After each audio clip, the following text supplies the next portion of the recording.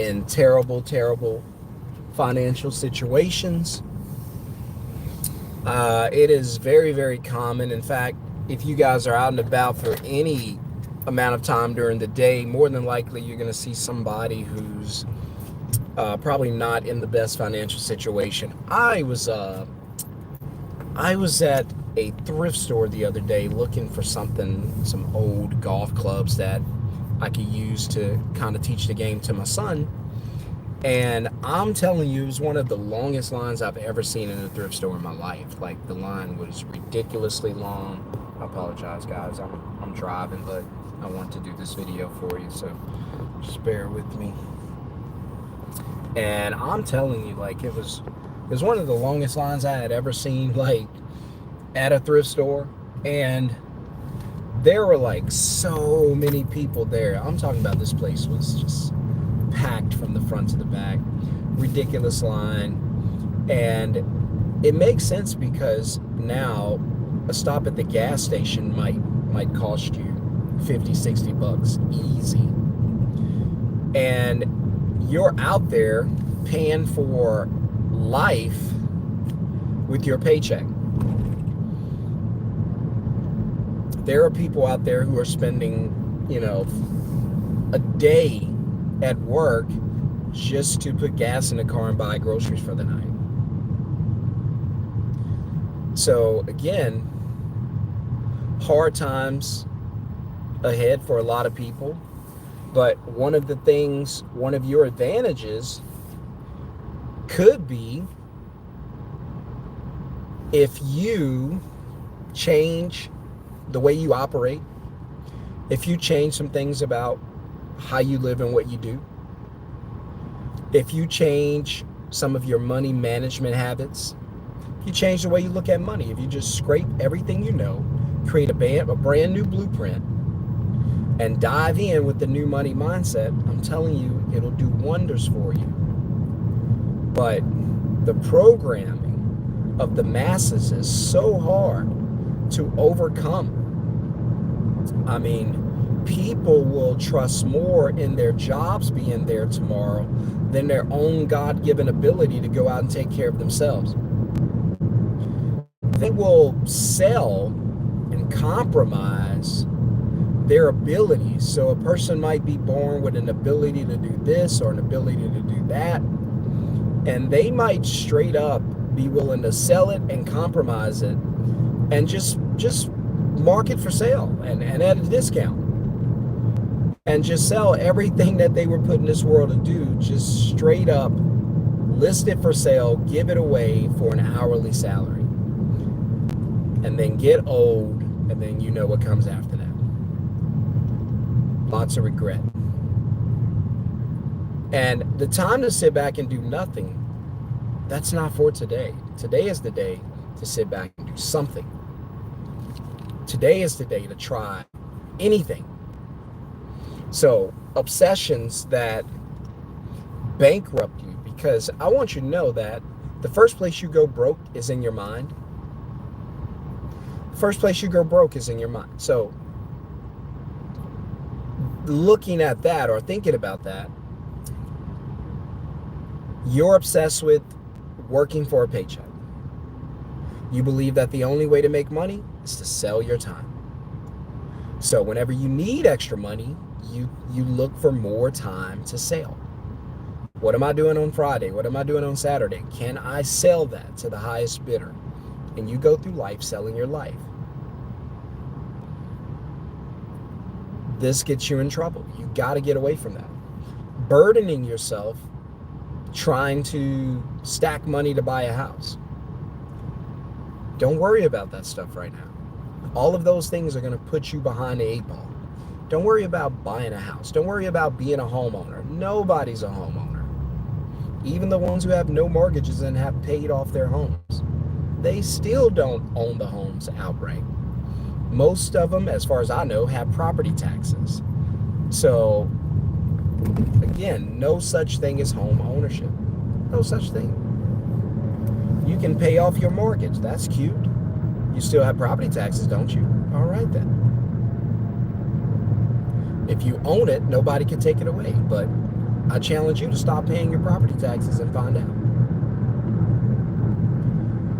Stacking money in the bank. This is the one a lot of you don't think about. Gets me in a lot of trouble when I say it, but I don't care. I'm telling you the truth. Stacking money in the bank today, one of the worst things you can do with money. One of the absolute worst. You can flush it down a toilet, and that might be a better idea than storing it in a bank account. Because at least if you flush it down a toilet, you get an event. You get some type of excitement. You get to see the money go around and around and down. But if you stack it in a bank, you don't even get to see that. Right? I guess it's another way to flush it down a toilet, but you don't get to see it. Banks take your money, thank you for depositing it, because you don't know what to do with it, so you give it to them. You give it to daddy. And then daddy, the bank, takes your money, invest it, and get richer. While you sit there and point the finger, fuss at everybody else, because you're not where you want to be. You're not doing anything to get there, and you're still playing the new money game by the old money rules. You still think jobs are safe and secure, and if you could just get one, it's going to take care of everything. Those days are long gone. You still think having one source of income is safe.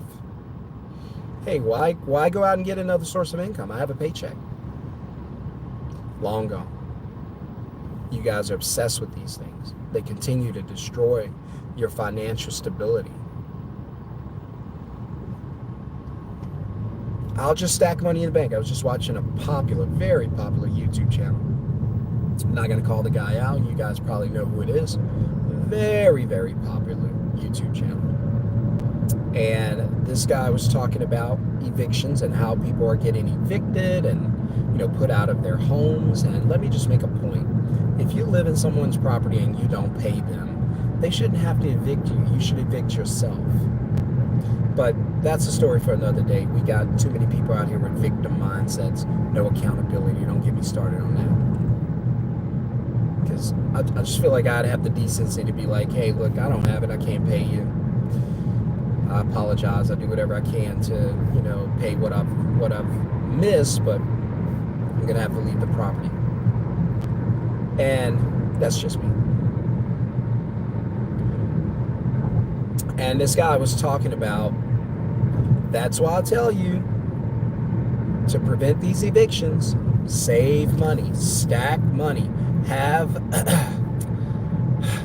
an emergency account. Oh, make me sick every time I say that word. Have an emergency account. That's why you need an emergency account. In case something bad happens, you could take care of yourself.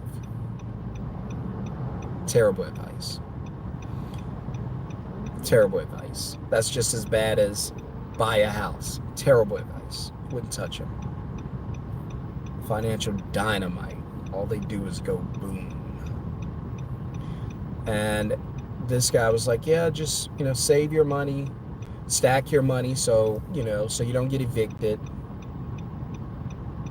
Terrible advice. Better advice would be use the money to make more money. How many of you know that you can live off cash flow? If you acquire some type of asset, whether it's a business, whether it's an investment, whether it's, a side hustle, or you're working with a friend, or it's a group of friends, whatever the thing is, if it generates cash flow, you can live off cash flow. Let's say you create a middleman business like me, right? And let's keep it small. Let's say your middleman business only does $3,000 a month. That's it. You picked a city, you picked a niche. That might be home cleaning. And you start your home cleaning middleman service. You don't leave your house. You don't clean houses. You don't own mops or brooms. You don't do any of that. You go through the training, you learn how to build your business, you set it up, bam, here's day one, you're off and running, customers are contacting you, and you're making $3,000 a month without leaving your house, owning a middleman business, just being the middleman, connecting customers to businesses. That's it. Now, $3,000 per month is only $36,000 a year. So it's not going to make you rich. That's not what that's going to do. But let's say hard times come, because you guys love to manifest emergencies. In fact, you name your accounts after emergencies. I don't. I call my account in the bank my opportunity account. If I'm stacking money, it's for opportunity. It's not to just leave it in the bank. If you're stacking money, stack it for opportunity, not just to leave it there. And all of a sudden, hard times come, okay? And then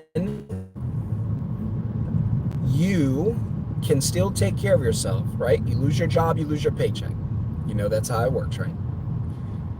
And now you need income. But because you watched this channel, you were progressive, you took action, all of a sudden you have cash flow coming in from an asset, that business, and it only pays $3,000 a month, not a whole lot.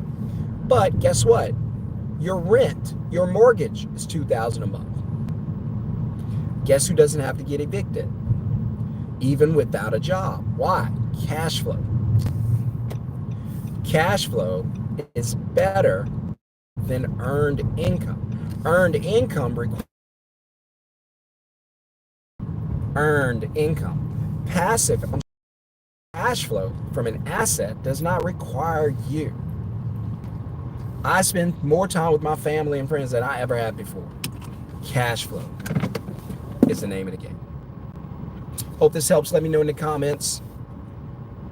This was an impromptu video, but I hope that it helps somebody's mindset. Let me know, guys.